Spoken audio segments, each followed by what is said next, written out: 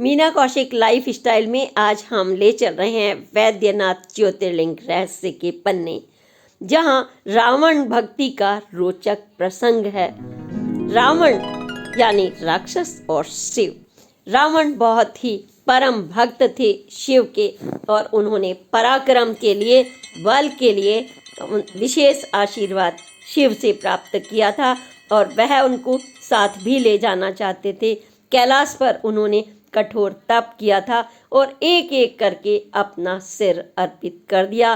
भगवान शिव प्रकट हुए और उन्होंने वरदान मांगा कि वह लंका चलें। देवता परेशान हो गए, शिव चले गए तो क्या होगा। आशीर्वाद दिया, लेकिन उन्होंने शिवलिंग ले जाने के लिए रास्ते में जो भी हुआ वह सब पोस्ट में हम दे रहे हैं कि वह शिवलिंग को लंका क्यों नहीं ले जा सके, रावण को क्या समस्या हो गई, देवताओं की क्या माया थी, और वैद्यनाथ क्यों पड़ा ज्योतिर्लिंग का नाम। आज की पोस्ट में आप सब कुछ महत्वपूर्ण बिंदु देखिए। माता सती से लेकर के रावण तक, और भक्तों की से लेकर, क्योंकि यहाँ कांवड़िए जाते हैं 108 किलोमीटर दूर पैदल चलकर, और हर हर महादेव बम बम बोले के साथ साथ यहाँ कांवड़ चढ़ाते हैं, अभिषेक करके अपने मन इच्छित वहाँ पर कामना पूरी करते हैं। और शिवलिंग बहुत छोटे आकार में है, 11 अंगुल का। ये रावण की मुट्ठी से नीचे वहीं स्थापित हो गया था और वो रावण नहीं उठा पाया था। हर पक्ष से यह ज्योतिर्लिंग भक्तों के लिए आस्था भक्ति का मुख्य केंद्र है। आस्था में ताकत है, भक्ति में शक्ति है, और शिव तो 12 ज्योतिर्लिंगों के अलावा आपकी भक्ति में तुरंत चले आते हैं। और भक्त भी तो जहाँ भी शिव का नाम भर सुन लें वो वहाँ पर चले जाते हैं, दौड़े चले जाते हैं, हजारों की संख्या में नतमस्तक होते हैं। यह दर्शन आप कीजिए। यह वैद्यनाथ ज्योतिर्लिंग जो झारखंड में स्थित है, आप दर्शन कर रहे हैं साक्षात, और इस दर्शन के साथ जो भी मानसिक शारीरिक कष्ट होंगे वो आपके दूर होंगे। यह आज की पोस्ट आपके लिए।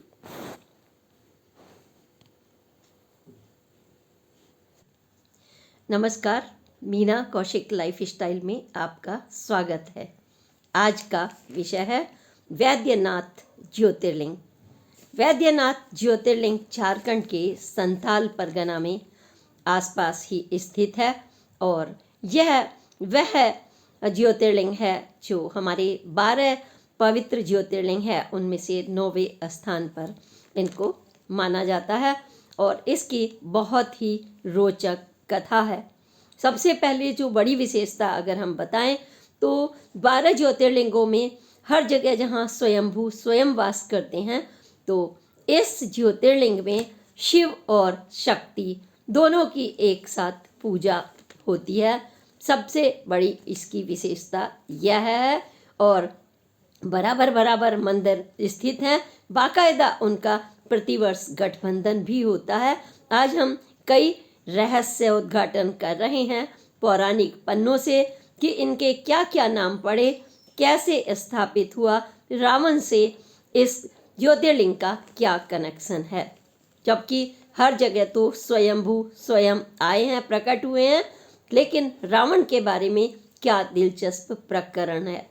इसके अगर हम नाम की बात करें तो वैद्यनाथ जो ज्योतिर्लिंग है कई नामों से जाना जाता है। कोई इनको शक्तिपीठ के नाम से जानते हैं, तो कोई रावणेश्वर नाम से जानते हैं, कोई मान रोग हर नाम से जानते हैं, तो इसके अलावा हार्दपीठ के नाम से भी जानते हैं। कई नामों से जानते हैं, लेकिन मुख्यतः यह वैद्यनाथ के नाम से ज्योतिर्लिंग फेमस जाना जाता है। और यहाँ पर एक भव्य मंदिर है, जो बीच में मंदिर है हमारे वैद्यनाथ जी का, यानी भगवान शिव का ज्योतिर्लिंग, और इसी के चारों तरफ जो श्रृंखला है 21 मंदिरों की श्रृंखला है। बहुत ही सुरम्य वातावरण बनता है, और इसकी जो कहानी है आज हम इसमें उल्लेख कर रहे हैं कि क्या इसका रहस्य है, क्या मनोकामना पूर्ति होती है और हम कैसे जाने कि इसकी उत्पत्ति कैसे हुई, क्योंकि बहुत प्राचीन काल से है। त्रेता युग में भी वर्णन है, शिव पुराण में भी वर्णन है, महाशिव पुराण में के कोटि रुद्र जो संगीता है उसमें भी इनका वर्णन दिया गया है। हम सभी जानते हैं कि रावण 10 विद्याओं का ज्ञाता, यानी उनके 10 सिर थे। अगर हम इस तरह से इसको उल्लेखित करें कि 10 विद्याएं 10 दिशाएं, उनका वो विद्वान थे। और रावण ने विद्या होने के साथ साथ ही, विद्वान होने के साथ साथ ही, और सबसे बड़ी जो इनकी विशेषता है वह है परम शिव के उपासक। हालांकि हम सभी रावण के रूप में जानते हैं, लेकिन वह परम भक्त थे शिव के और पराक्रम चाहते थे, बल चाहते थे। शिव की तपस्या इन्होंने घोर जंगलों में, हिमालय में जाकर की थी और हिमालय के दक्षिण की तरफ बढ़ने पर इन्होंने वहाँ पर गड्ढा खोद करके हवन किया और बहुत बड़ा वहाँ पर यज्ञ किया। कैसी कठोर तपस्या थी यह जानेंगे तो आप हैरत में रह जाएंगे। आज भी बहुत से ऐसे संत हैं, अघोरी हैं जो अपने जीवन को अर्पित कर देते हैं शिव के लिए, क्योंकि शिव के अंश हैं तो वो अपने आप को उससे अलग नहीं मानते। तो जो इन्होंने, रावण ने जो घोर तपस्या की, तो कहते हैं पौराणिक मान्यता के मुताबिक गर्मी में वह पंचाग्नि, 5 तरह की अग्नि की तपस में रहते थे। यह नहीं कि ऐसो आराम एसी में बैठ जाएं, राजा हैं तो, और उनके पास 10 विद्याओं का ज्ञान है, ऐसा नहीं। उसको और ज़्यादा उनको पराक्रम की आवश्यकता थी। शिव जी का वो खास आशीर्वाद चाहते थे और उनको लंका ले जाना चाहते थे अपने सुख शांति के लिए। और वर्षा काल में रावण बैठते थे खुले मैदानों में, वहाँ पर सोते थे। कितनी बारिश आए, ना बारिश की चिंता ना गर्मी की।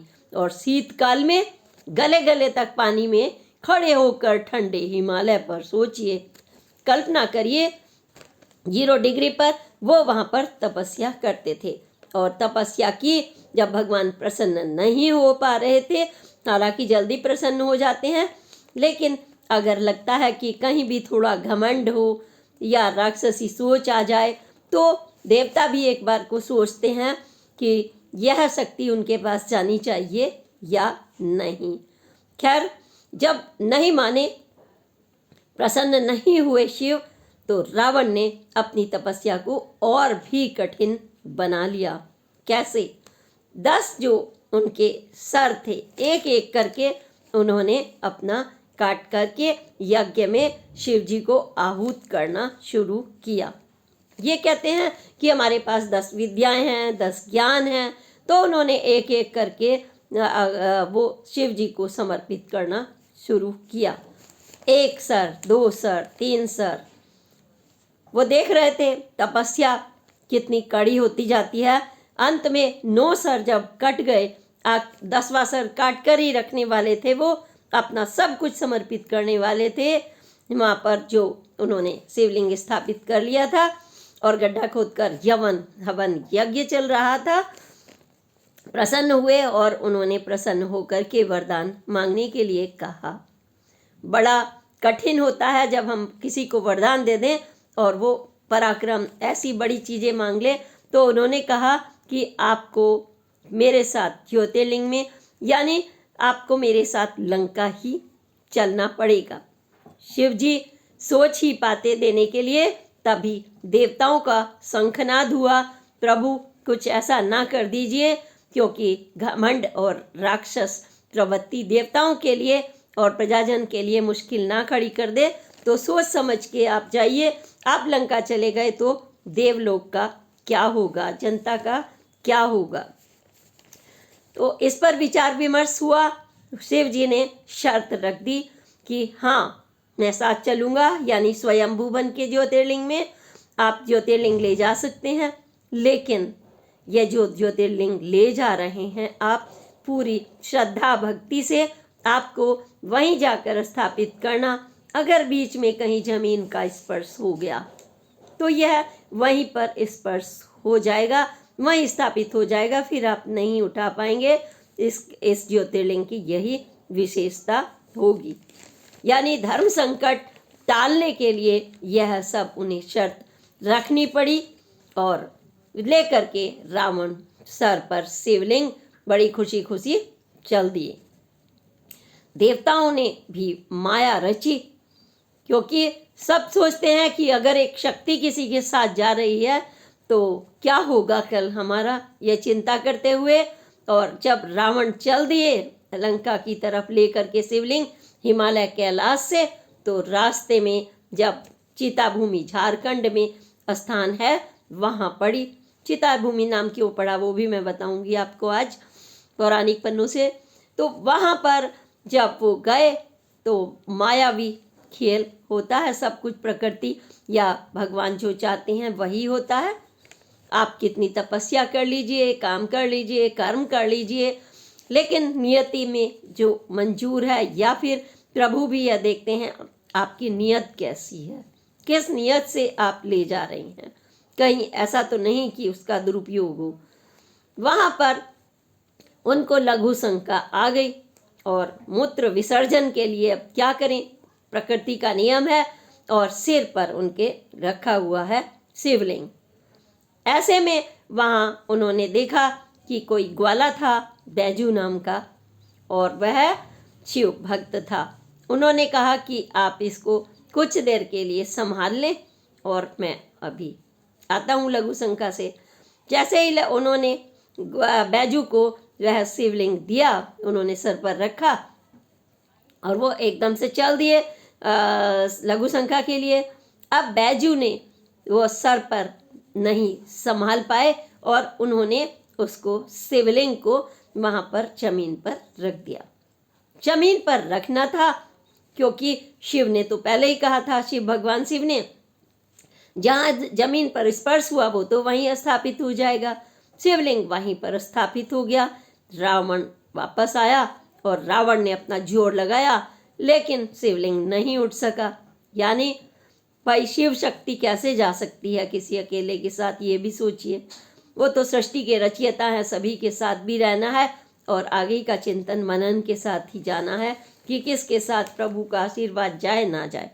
वहाँ पर बैजू ने जब रख दिया तो मुट्ठी से उन्होंने उसको कोशिश भी की और जो शिवलिंग का आकार था फिर उन्होंने ऐसे दबाया करके उठाने की कोशिश की, जो भी है वो शिवलिंग और छोटा हो गया जितना आकार था, यानी कि अच्छी तरह से और स्थापित हो गया। अब यह बात देवता को तो पता ही था कि क्योंकि उन्हीं की माया थी और देवता सभी लोग इकट्ठे हो गए वहाँ पर आकर के। रावण वापस चला गया, मजबूरी में नहीं, कठोर तप अपने साथ जाना पड़ा और शिव का नाम लेके वो अपने चले गए। अब ऐसे में देवताओं के साथ ही जो देवताओं के वैद्य थे अश्विनी कुमार, सबसे पहले उन्होंने उसको स्पर्श किया और सभी ने मिलकर के वहाँ पूजा पाठ की। तो अश्विनी कुमार देवों के देव थे, वैद्य थे वो, तो इसका नाम कहते हैं, इसलिए वैद्यनाथ भी पड़ा। लेकिन दूसरी तरफ यह भी कथा है कि जब सती के मामले में दक्ष ने, राजा ने, उनके पिता ने बहुत अपमान किया था और उनका जो उनके गण थे शिव जी के, उन्होंने सर काट दिया था। ऐसे में जब अपनी सती के उस पर आग्रह पर उन्होंने सब उसको उनके सर पर जोड़ दिया था सर को, तो वैद्य के रूप में स्वयं शिव को माना जाता है। और उन्होंने जब भगवान के 9 रावण ने अपने 9 शीश काट करके एक एक एक एक हिमालय पर रख दिए, तो भगवान शिव ने कि ऐसे भक्त का वो शिव सर कैसे ले सकते हैं, उन्होंने वो 9 के 9 सर उनके वहीं पर ठीक कर दिए थे। तो उन्हें वैद्य के रूप में भी जाना जाता है। औषधियों का ज्ञान तो उनको पूरा रहा ही है, क्योंकि हिमालयपति हैं वो, कैलाशनाथ हैं वो, उनके इतने नाम हैं। इसके साथ ही इस ज्योतिर्लिंग का नाम वैद्यनाथ पड़ा और बैजू ग्वाला, जिसने वो अपने सर पर लेकर के शिवलिंग वहाँ रख दिया था। जो शिव का अनन्य उपासक था बैजू वाला, तो उन्होंने प्रसन्न होकर के अपने शिव ने अपने नाम के सामने ही लगा लिया बैजू, यानी बैज, और स्वयं वो नाथ है तो बैजनाथ नाम शिवलिंग का पड़ गया। चिता भूमि क्यों? क्योंकि ऐसा भी कहा जाता है जहाँ पर यह ज्योतिर्लिंग स्थापित हुआ, स्वयंभू वहाँ पर वास करने लगे, तो वहाँ शक्ति पीठ भी बन गया। कैसे? क्योंकि कहते हैं कि जो माता सती का हृदय का हिस्सा था, हृदय पीठ वहाँ पर गिरा था, 52 हिस्सों में से एक। जब वो वहाँ पर गिरा था तो उसको चिता भूमि भी कहते हैं। वहाँ पर बाकायदा उनको चिता का अंतिम संस्कार किया था भगवान शिव ने, तो चिता भूमि पर ही वह वहाँ पर स्थापित हो गए ज्योतिर्लिंग के रूप में। तो वैद्य का यह रूप, अब जब हमारे जितने भी भक्तजन हैं, भक्तजनों को जो भी उनके दर्शन करता है उनके रोग दूर होते हैं। खास तौर से ये भी कहा जाता है किसी को मानसिक बीमारी हो, शारीरिक, तो वो दोनों ही बीमारियां वहाँ पे दर्शन करने से दूर हो जाती हैं। और इसीलिए हार्ट पीठ के नाम से भी इस ज्योतिर्लिंग को जाना जाता है। मन रोग, क्योंकि मानसिक रोग भी वहाँ पर दूर होते हैं, तो मन रोग हर भी वहाँ पर इसको बोलते हैं। और पास में ही वहाँ पर है शिव गंगा सरोवर, बहुत विशाल सा सरोवर है जहाँ पर घाट बने हुए हैं और पुरोहितों के आजीविका के मुख्य कारण हैं। भक्तजन वहाँ जाते हैं, स्नान करते हैं वहाँ पर मनरोघर कुंड में, और शिव गंगा, जो आज वर्तमान नाम उनका शिव गंगा सरोवर है, स्नान करते हैं। दूसरी तरफ यह भी कहा जाता है कि रावण ने, क्योंकि ये ज्योतिर्लिंग वहाँ पर इसलिए स्थापित किया उपचार की दृष्टि से, औषधीय दृष्टि से, तो इसलिए इसको रावणेश्वर ज्योतिर्लिंग भी कहा जाता है। जितनी कथाएं हैं अलग अलग, लेकिन लगभग एक सी हैं। एक अन्य प्रसंग यह भी है कि ब्रह्मा के पुत्र पुलस्त्य के जो थे सप्त ऋषियों में से एक थे वो, उनकी 3 पत्नियां थी। पहली पत्नी से उनके कुबेर जन्मे, जो महालक्ष्मी के खजाने के देवता हैं, खास खजाने की रखवाली करते हैं। और दूसरी पत्नी से उनके ब्रह्मा जी की रावण और कुंभकर्ण पैदा हुए, और तीसरी से विभीषण। तो यह पुलस्त्य की भी एक कहानी इससे जुड़ी हुई है कि उन्होंने, विष्णु ने स्वयं इस ज्योतिर्लिंग का यहाँ पर स्थापना की थी, और ऋषि मुनि वहाँ पर वैद्य के रूप में गए थे। कई कहानियों वहाँ पर जुड़ती हैं, लेकिन सबसे बड़ी बात यह है कि ये पूर्वोत्तर भारत का एकमात्र ऐसा ज्योतिर्लिंग है जहाँ शक्ति पीठ भी है और जहाँ पर भगवान शिव एक साथ स्थापित हैं। और मंदिरों को अगर आप देखेंगे फोटो से या वहाँ दर्शन करेंगे, शिव और शक्ति वहाँ पर धागों से, रस्सियों से, लाल रंग की जैसे कलावा होता है उस तरह से उसका गठबंधन किया जाता है। और इसको एक समाज विशेष के लोग यहाँ पर वो करते हैं, गठबंधन करते हैं। गठबंधन, और जो मनोकामनाएं करने वाले हैं, जो नवदंपति हैं, वो भी इसका गठबंधन करवाते हैं वहाँ पर। शिव गठबंधन भंडारी समाज के लोग करते हैं, वो पुरोहित नहीं करते। शिवलिंग का आकार 11 अंगुल का है, और कहते हैं जो विकिपीडिया में या हमारे को जानकारी दी जाती है कि राजा पूरणमल ने मंदिर का वैद्यनाथ जो ज्योतिर्लिंग है उसका भव्य निर्माण कराया। और यहाँ पर भक्तजन शिवरात्रि पर सुल्तानगंज से जल भर करके लाते हैं। 108 किलोमीटर पैदल चलकर गंगा का जल लाते हैं, बड़ी श्रद्धा से वहाँ पे जंगलों से विचरते हुए, और बीच में जंगल में विचरण करते हुए। हाथियों का जंगल माना जाता है, हाथियों के वहाँ झुंड के झुंड होते हैं, उनसे गुजर करके बोल बम के नारे लगाते हुए वहाँ पर आते हैं और शिव का अभिषेक करते हैं। शिव के अभिषेक के साथ ही हजारों लाखों की संख्या में भक्तजन कहते हैं उनकी मनोकामनाएं पूर्ण होती हैं, क्योंकि एक तरफ शिव और दूसरी एक अन्य और भी इससे रोचक प्रसंग है कि हर जगह आपको मंदिर पर त्रिशूल मिलेगा, लेकिन यहाँ ज्योतिर्लिंग पर और उसके आसपास जो मंदिर है वहाँ पर पंच त्रिशूल मिलता है।